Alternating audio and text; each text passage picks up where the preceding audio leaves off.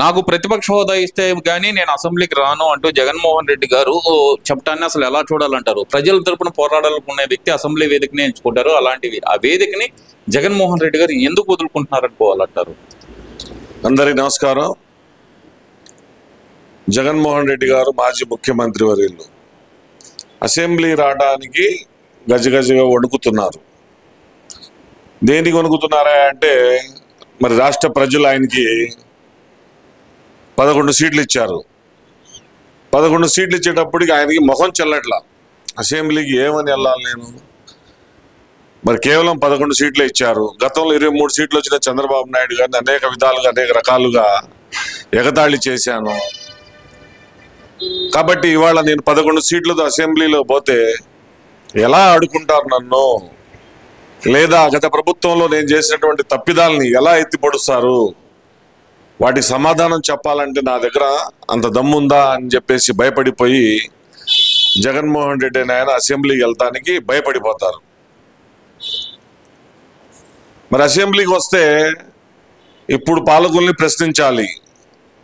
ఇప్పుడు పాలకుల్ని ప్రశ్నించాలంటే నీ దగ్గర ఆ దమ్ము ఉండాలి, ఒకటి. రెండోది వచ్చేసి, గతంలో మీ 5 ఏళ్ల వైసీపీ ప్రభుత్వ హయాంలో చేసిన అకృత్యాల గురించి పాలకపక్షంలో ఎవరైనా సరే గట్టిగా నిలదీసే పరిస్థితులు ఉంటాయి. కాబట్టి వాళ్ళకి సమాధానం చెప్పే దమ్ము ధైర్యం ఇవాళ వైసీపీలో ఎవరికి కూడా లేదు. అందుకని అసెంబ్లీకి రావాలంటేనే ఆయనకి భయం. బయట మాత్రం పిట్టల దొరలాగా ప్రగల్భాలు పలుకుతా, ఎక్కడైనా సరే ఆ పార్టీకి సంబంధించిన వాళ్ళు అరాచకాలు చేసి ప్రజల్ని భయభ్రాంతికి గురి చేసి జైలుకి కానీ ఏదైనా పోతే అక్కడికి మాత్రం వచ్చి వాలిపోవడానికి టైం ఉండిద్ది. అసెంబ్లీకి వచ్చి ప్రజా సమస్యల మీద ప్రభుత్వాన్ని చర్చించి ప్రభుత్వం ఏదైనా తప్పప్పులు చేస్తే చర్చించడానికి మాత్రం సమయం ఉండదు. అంటే ఎందుకని అంటారు వీళ్ళు పదే పదే అసలుకి అసెంబ్లీ వేదిక? మరి డిఎస్సి గురించి బయట అయితే కనుక వాళ్ళు బయట రచ్చ చేస్తున్నారు, అది అసెంబ్లీ వేదిక ఎందుకని మాట్లాడలేకపోతున్నారు అనుకోవాలంటారు?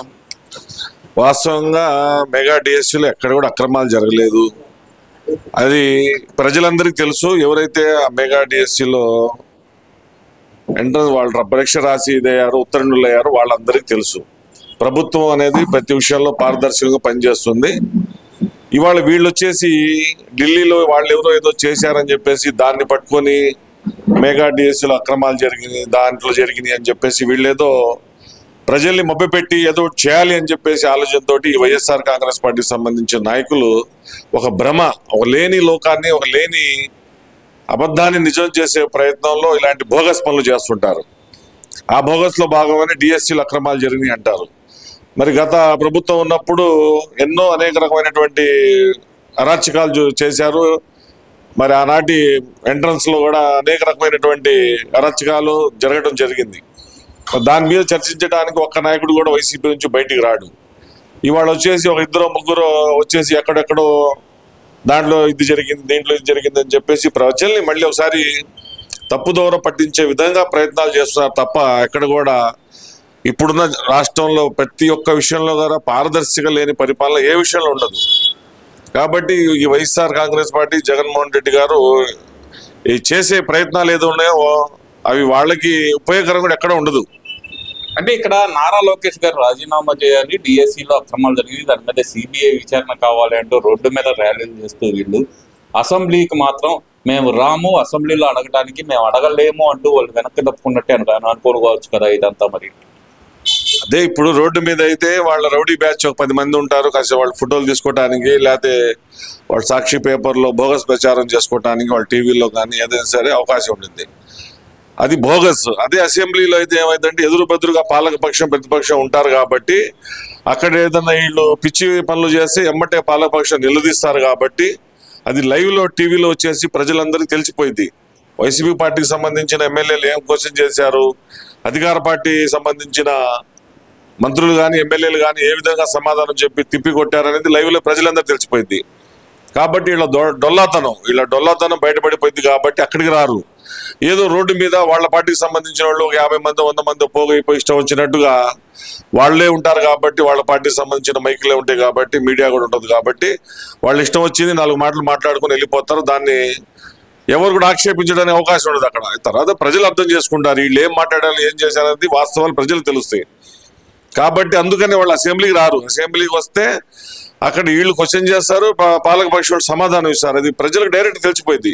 అలా తేలికుండా ఉండాలంటే వీళ్ళు ఎక్కడోసాట ఒక డ్రామాలు వేసుకుంటూ తిరుగుతూ ఉండాలి. కాబట్టి అందుకే రోడ్డు మీద ఏదో ధర్నాలు చేసుకొని లోకేష్ బాబు గారు రాజీనామా చేయాలంటే మీ తాతలు దిగిరాల లోకేష్ బాబు గారు రాజీనామా చేయాలండి. ఎందుకంటే మీలాంటి పిచ్చి పిచ్చి పరిపాలన చేసే నాయకుడు కాదు. ఇవాళ రాష్ట్రంలోనే కాదు దేశంలో కూడా ఒక ఐటీ శాఖ మంత్రిగా ఉండి కూడా ఎంతో పేరు ప్రఖ్యాతులు సంపాదించినటువంటి నాయకుడు లోకేష్ బాబు. కాబట్టి ఆయన రాజీనామా చేయబోయాలంటే మీ తలలో జయజమ్మ దిగి రావాలా. ఇవన్నీ ఒక ఎత్తు అయితే కనుక దేశవ్యాప్తంగా 80వ స్వాతంత్ర దినోత్సవ వేడుకలు అంగరంగ వైభవంగా జరుగుతుంటే జగన్మోహన్ రెడ్డి గారు మాత్రం ఎక్కడ జెండా వందనంలో పాల్గొన్న పరిస్థితి అయితే ఎక్కడ కాటాల.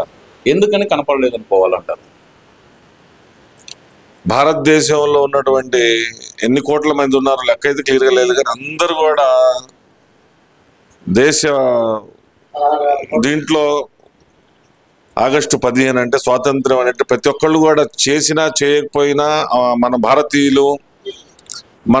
భారతీయులుగా బతుకుతున్నామంటే ఎన్నో రకాలుగా ఎందరో మహానుభావులు త్యాగాలు చేసేది ప్రతి ఒక్కళ్ళకి తెలుస్తూ ఉంటుంది. వాళ్ళు పుట్టిన పిల్లలకి కూడా స్కూల్లో పోతే కూడా ప్రతి చెప్తుంటారు.